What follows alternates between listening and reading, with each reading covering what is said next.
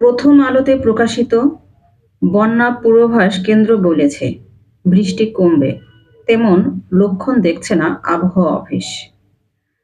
আকস্মিক বৃষ্টি ও বন্যার পানিতে ডুবে গেছে ঢাকা চট্টগ্রাম মহাসড়কের অনেক এলাকা।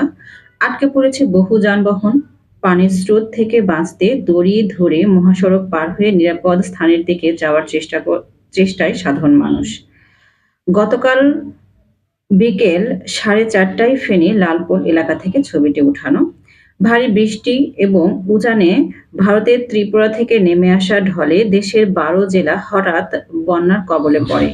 বন্যা পূর্বাভাস ও সতর্কীকরণ কেন্দ্র বলেছে 24 ঘন্টায় বৃষ্টি কমে আসবে।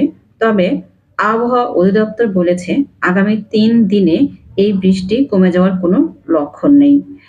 কিছু এলাকায় মাঝারি থেকে ভারী ও অতি ভারী বৃষ্টির পূর্বাভাস